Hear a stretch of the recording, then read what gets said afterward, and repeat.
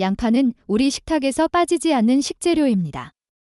수많은 음식에 들어가고 최근에는 건강식품으로 양파즙 형태로도 많이 섭취되고 있습니다. 각종 건강 프로그램이나 유튜브에서 양파는 항암 효과, 혈압 안정, 면역력 향상 등에 좋다고 소개되며 천연 만병통치약처럼 인식되기도 합니다. 실제로 양파에는 우리 몸에 이로운 성분이 풍부하게 들어 있습니다. 하지만 여기서 꼭 짚고 넘어가야 할 점이 하나 있습니다. 바로 양파가 모든 사람에게 무조건 좋은 것은 아니라는 사실입니다. 체질적으로 양파와 맞지 않거나 특정 질환을 가진 사람에게는 양파가 오히려 독이 될 수 있습니다. 그리고 문제는 많은 사람들이 그 사실을 모르고 매일 꾸준히 섭취하고 있다는 데 있습니다. 오늘은 양파의 다양한 효능과 우리 몸에 미치는 작용을 자세히 알아보고 동시에 양파가 맞지 않는 체질, 절대 조심해야 할 질환에 대해 과학적 근거를 바탕으로 자세히 설명드리겠습니다. 먼저 양파에 어떤 좋은 성분이 들어있는지부터 살펴보겠습니다. 양파에는 대표적으로 플라보노이드 계열의 항산화 성분인 퀘르세틴이 풍부하게 들어있습니다. 퀘르세틴은 염증을 억제하고 체내 활성산소를 제거하여 세포 손상을 줄이며 암세포의 성장을 억제하는 데 관여하는 것으로 알려져 있습니다. 특히 양파 껍질 부분에 퀘르세틴이 많이 들어있기 때문에 양파를 껍질째 다려 먹거나 즙으로 섭취하는 경우도 많습니다. 또 양파는 유화합물, 즉 황을 포함한 화합물을 포함하고 있습니다. 이 유황 성분은 특유의 매운맛과 눈물나게 만드는 자극을 유발하는 동시에 강력한 살균작용, 항염작용, 해독작용을 합니다. 양파를 썰면 눈이 매운 이유가 바로 이 성분 때문입니다. 이외에도 양파에는 칼륨, 칼슘, 비타민C, 식이섬유 등 다양한 미량 영양소가 포함되어 있으며 장 건강, 피부 건강, 혈당 조절에도 도움을 줄 수 있는 기능성 채소로 인정받고 있습니다. 양파가 우리 몸에 미치는 구체적인 작용도 함께 살펴보겠습니다. 첫째, 양파는 혈액을 맑게 해주는 작용을 합니다. 양파 속 황화합물과 퀘르세틴은 혈액 속 불필요한 콜레스테롤을 분해하고 혈전을 방지하여 혈관을 청소해주는 역할을 합니다. 이로 인해 양파는 고혈압, 고지혈증, 심근경색, 뇌졸중과 같은 심혈관 질환을 예방하는 데 긍정적인 영향을 줄 수 있습니다. 둘째, 양파는 혈당 조절에도 도움이 됩니다.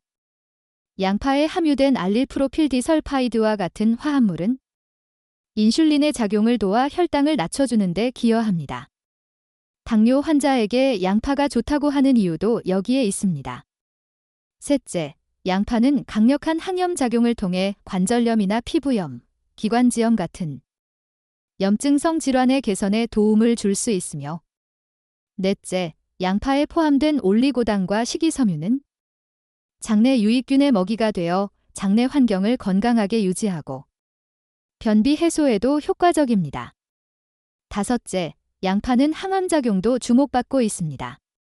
일부 연구에 따르면 양파에 포함된 유기황화합물과 퀘르세틴은 위암, 대장암, 유방암 등 특정 암세포의 성장을 억제하는 데 긍정적인 영향을 줄 수 있는 것으로 나타났습니다.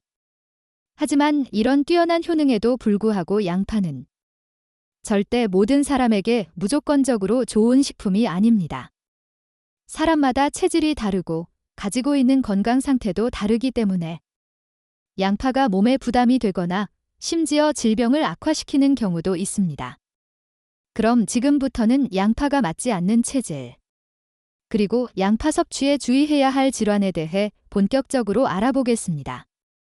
첫째, 위장이 약한 사람. 특히 만성위염이나 위궤양, 역류성 식도염을 앓고 있는 사람입니다. 양파에 들어있는 유황 성분은 위산 분비를 자극해 위점막을 자극하고 염증을 악화시킬 수 있습니다. 생양파의 자극성은 특히 강하기 때문에 공복 상태에서 생양파를 먹었을 때 속쓰림, 더부룩함, 구토감, 트림이 심해지는 경험을 하신 분들이 많습니다. 이는 단순한 위약함이 아니라 양파의 성분이 위장에 실질적인 자극을 주기 때문입니다. 위장 질환이 있는 분들은 가급적 양파 섭취를 피하거나 익혀서 소량만 섭취하는 것이 바람직합니다. 둘째, 과민성 대장 증후군이나 장이 예민한 사람입니다.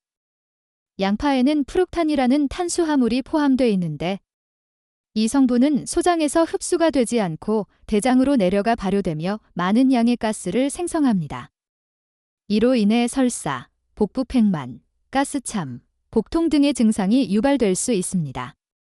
장이 민감한 분들이 양파즙이나 생양파를 먹고 갑작스럽게 복통이나 설사를 겪는 것은 흔한 일입니다. 셋째, 저혈압을 가진 분입니다. 양파는 혈관을 확장하고 혈류를 증가시키는 작용을 하므로 고혈압 환자에게는 도움이 될 수 있습니다. 하지만 이미 혈압이 낮은 분들이 양파를 많이 섭취하게 되면 혈압이 더 낮아져 어지러움, 두근거림, 피로감, 기운 없음 등의 증상을 느낄 수 있습니다. 특히 기립성 저혈압이 있는 분들이 양파를 공복에 섭취할 경우 이러한 증상이 더 두드러질 수 있어 주의가 필요합니다. 넷째, 알레르기 체질이거나 식품에 민감하게 반응하는 사람입니다. 양파에도 알레르기를 유발할 수 있는 단백질이 포함되어 있으며 일부 사람들은 양파를 먹은 후 입안이 간질거리거나 입술이 붓는 증상을 겪습니다. 더 심한 경우 두드러기, 인후통, 숨가쁨 등의 호흡기 증상으로 이어질 수 있습니다. 특히 생양파에 더 강하게 반응하는 경우가 많고 양파즙을 마신 뒤 알레르기 반응을 보이는 사례도 보고된 바 있습니다. 다섯째, 간 기능이 저하된 사람입니다. 일반적으로 양파는 간 해독을 도와주는 식품으로 알려져 있지만 간 기능이 많이 약해진 상태에서는 양파의 황화합물이나 다양한 활성 성분이 오히려 간에 부담을 줄 수 있습니다. 간염, 간경화, 지방간이 있는 분들이 양파를 매일 즙으로 섭취했을 때 피로가 더 심해지거나 두통, 구토 증상이 나타나는 경우도 있습니다. 이런 분들은 간 수치와 증상을 잘 관찰하면서 섭취량을 조절해야 합니다. 여섯째, 피부가 예민하거나 아토피, 습진, 만성 두드러기 같은 피부 질환이 있는 분들입니다. 양파는 해독 작용이 강하기 때문에 체내 독소를 빠르게 배출시키는 과정에서 피부로 반응이 나타나는 경우가 있습니다.